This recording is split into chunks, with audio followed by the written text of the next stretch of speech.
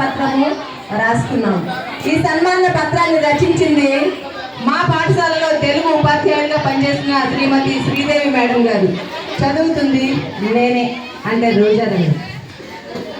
సన్మాన పత్రం జిల్లా పరిషత్ బాలికోన్నత పాఠశాల సోంపేటలో రికార్డుల సహాయకురాలిగా పనిచేసి పదవీ విరమణ పొందుతున్న సహృదయ స్నేహశీలి వినయ సంపన్నురాలు శ్రీమతి కేటువారికి అచ్చమ్మ గారికి పాఠశాల ప్రధానోపాధ్యాయులు బోధనేతర సిబ్బంది సమర్పించుకున్న సన్మానాక్షర సుమాంజలి.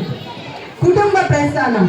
వస్త్ర ప్రపంచంలో వాసికెక్కిన వాడ పొడవి జనులెల్లా పొగడు పొందూరు ప్రాంతాన మధ్య తరగతి ఇంట మజ్జిలిపేట గ్రామ నివాసులైన రామప్పడు లచ్చమ్మ పుణ్య దంపతుల నోమున పండగ అచ్చమ్మ పేరుతో ఉదయించెను. చల్లవారింటిని చల్లగా చూచుటకు లచ్చయ్య చేపట్టి తన ఇంటి లక్ష్మిగా శ్రీగోకులందు మెట్టిన శ్రీ మహాలక్ష్మి అత్తమామల పట్ల ఆదరం చూపి వారి మెప్పు పొందిన అనురాగశీలి. కొడుకు శ్యామలరావు అశోకులను, కుమార్తె ధనలక్ష్మి అను ముగ్గురిని కని వారిని కుటుంబ విలువలు పెంచే విధంగా తగు రీతిని పెంచిన మాతృమూర్తి. ఉద్యోగ జీవితం. నందకుమారుని దీవెనలతో నరసన్నపేటలో రాత్రి కాపలాదారుగా పాఠశాలను పాపగా చూచెను. పరులు చొరబడకుండా కాపాడగాంచెను.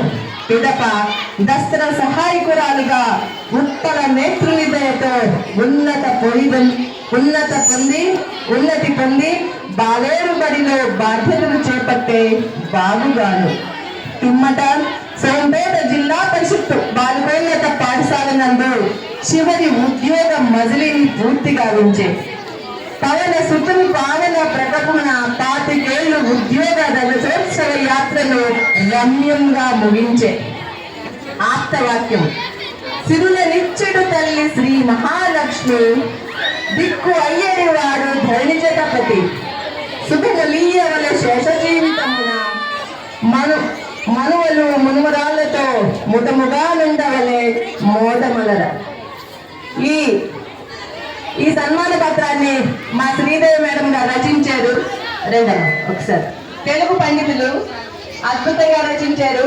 వారందరికీ మీరందరూ వారికి ఒక్కసారి కృతజ్ఞత తెలియజేస్తున్నాం. అలాగే ఈ సన్మాన పత్రాన్ని మా పుష్పాంజలి మేడం గారు, ఎందుకంటే ఇవన్నీ పువ్వులే, ప్రతి అక్షరము పువ్వులే, ఆవిడ పేర్లే ఉన్నది. ఆ పువ్వుల ఈ హారాన్ని, ఈ మణి తేజాన్ని ఆవిడకి అందివలసిందిగా కోరుతున్నాను.